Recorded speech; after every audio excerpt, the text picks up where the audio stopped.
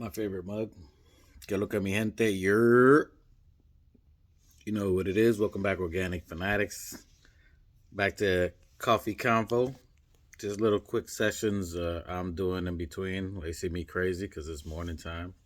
I ain't gonna get all beautiful for you guys. Anyway, welcome to Coffee Convo, Organic Fanatics. Just quick little convo. So if you're looking at the Coffee Convo, I'm just doing a breakdown of each individual player we have in our team till the season starts. Just why I think they're important or their value. Just quick little combos on them. The first one we did was Julius Randle, and then Mikal Bridges, and then today is OG Ananobi. And I started with these three players because I think these three players are the meat and potatoes, if you will, of the New York Knicks team. Yes, we have our other great players, and everybody's fantastic. Everybody has a great role. But we're talking about these three players in specifically, in particular, I should say. OG Ananobi, was he worth mortgaging our future? We asked about Mikal Bridges. Was Mikal Bridges worth trading 5 first rounds, a second rounder, basically mortgaging our future? On these two players, we essentially mortgage our future and bet on the now. Mikal Bridges and OG Ananobi. Were they the now? Were they what we needed? And is that what we need to win a chip? And in short, the answer is obviously yes. If you know us, it's not just because we're homers, it's because they're values. So we're breaking down, ideally, their main features of why we chose them. Go back to the Mikal Bridges, you see why his importance is extremely important to us, why his value is extremely high, uh, so why it was worth that investment. Just like OG, we gave two of our youngest, best talent that we had on the team with RJ Barrett, and we also have Emmanuel quickly. Emmanuel, all right, y'all with us, Emmanuel. Um, so those two were really big. But you see, obviously, IQ got 175 mils. He wanted the big bag. He was definitely worth it. You couldn't have that value sitting coming from the bench when you can get a big piece. OG Ananobi was definitely worth that trade. OG won his first championship with Kawhi Leonard.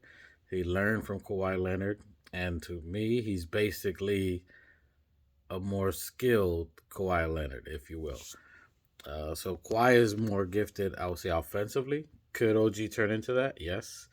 OG stats currently, and he's pretty much averaged this for most of his career: 16 points, 5 rebounds, 2 assists.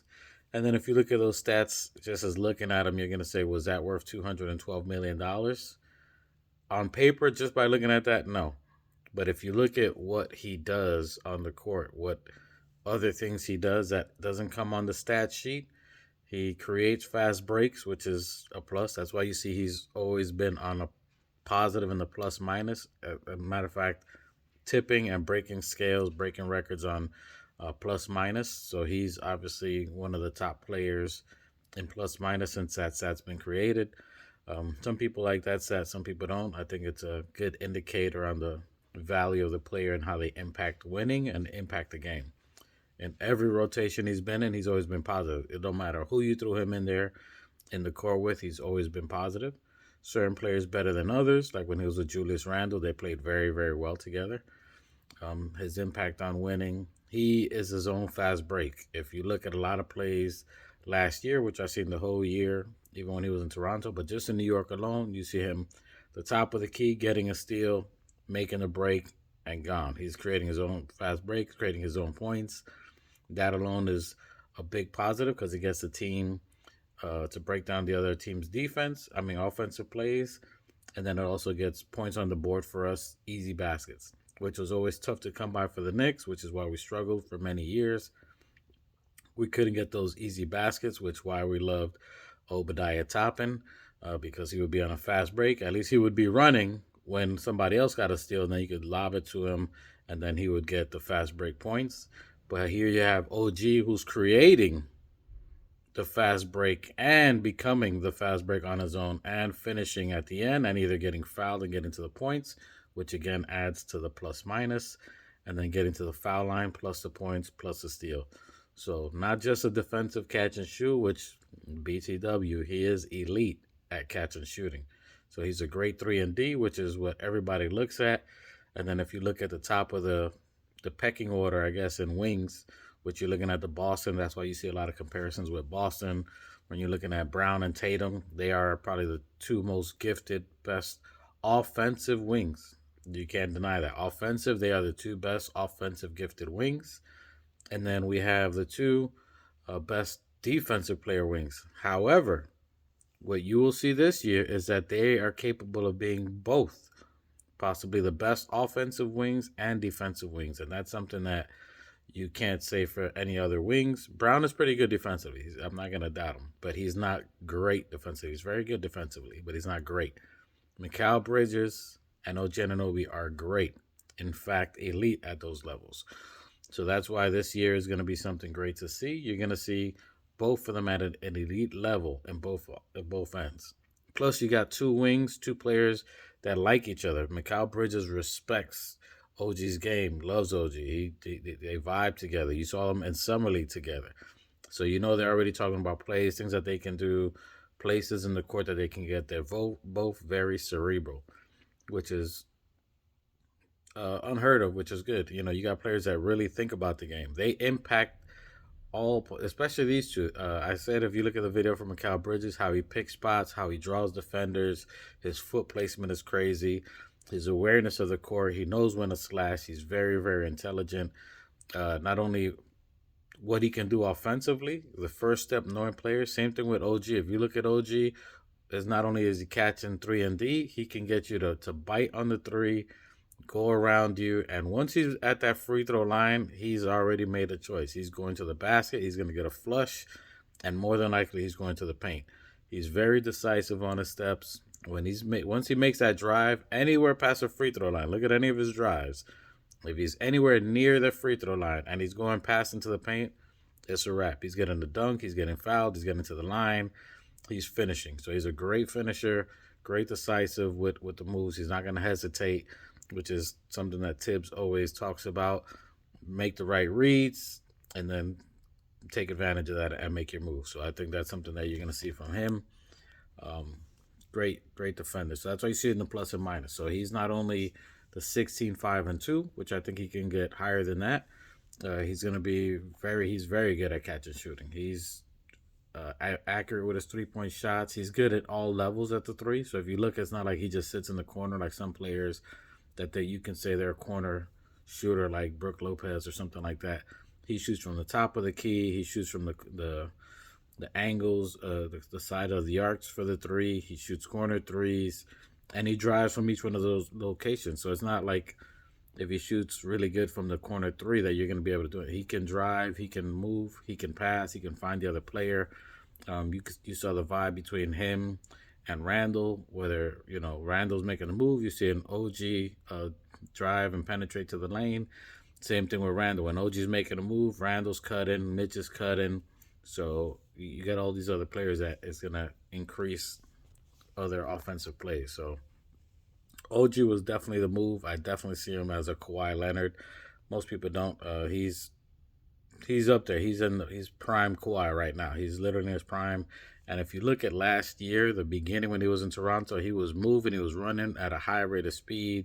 He was 100%. You can see when he played with us, he looked like, I would say maybe 80% when we got him. So you can tell that he was injured overall. And even with that, you can see the impact that he had overall when he played with us. Then, excuse me. Need some more coffee. But OG was huge, and he will be huge. This is going to be the season to remember. Definitely championship S type team for this year. So OG is huge for us here. So you saw it last year. You saw the fact that his impact on winning, and now you're going to have, again, the common theme that you're going to see in Coffee Convo I'm talking about is that each one of these players and throughout the season, everybody's going to alleviate a lot of the weight off each other from pressure, especially Julius Randle, Mikal Bridges, the next number one after Jalen Brunson, I believe, offensively, besides Julius Randle. OG, that gives OG freedom to create. He wanted to be more involved in the offense, so between them four, it's going to be crazy.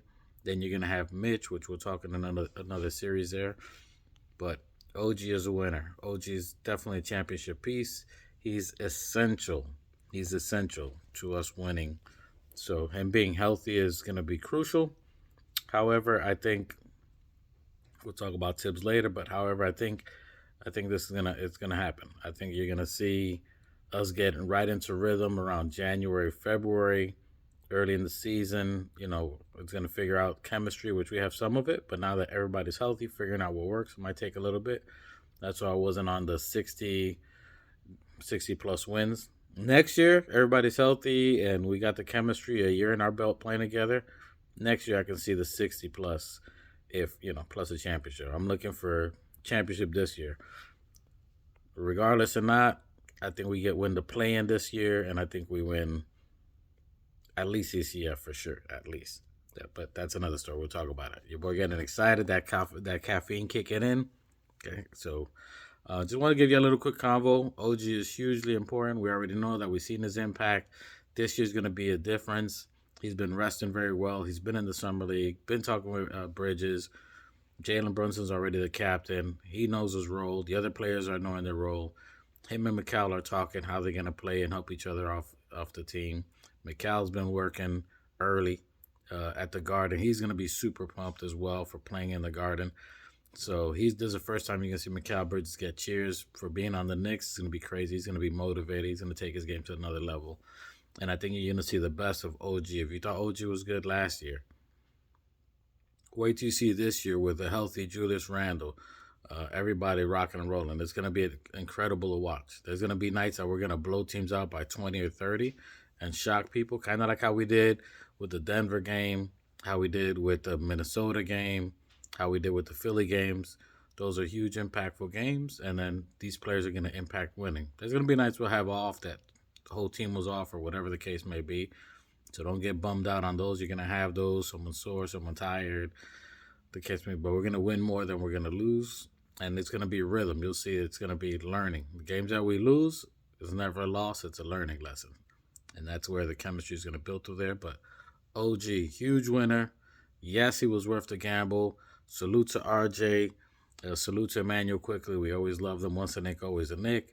They're doing phenomenal in Toronto. They're going to be the future. They're doing great there. So salute to them. But I think our time was now. We needed to rush the time frame because Jalen Brunson took off like Sha'Carri in a race. So he took off and he's ready, and he needed everybody else to be running with him. He needed to be in that relay race. So if you look at Sha'Carri just eyeing people, looking, give him the Kermit look from the side like, he ready. They ready. Hey, salute to OG. Is going to be a big year. And if you ain't subscribed, if you ain't hit that bell notification, you ain't going to know that I was on in the morning. That was on. We got a surprise. You could be drinking your coffee. You could be getting dressed while listening to me. Hey, yo, and that's a big pause. But you can be getting dressed. You could be driving to work. You can be enjoying your morning. And for you guys that aren't paying for premium YouTube or something, just leave the phone screen on and play in the background. Connect your Bluetooth. Drive safe. Okay, make sure you're focused on the traffic. But subscribe, comment. I've been chatting back and forth with a lot of people in the comments. Comment. Let me know what your thoughts on. Do you think OG was worth it? Do you think we paid too much money, $212 million for him? Whatever your thoughts are, go ahead and put them on there. I may not agree with you, but we'll have some convo. We have dialect, but it's all right. We have our opinions.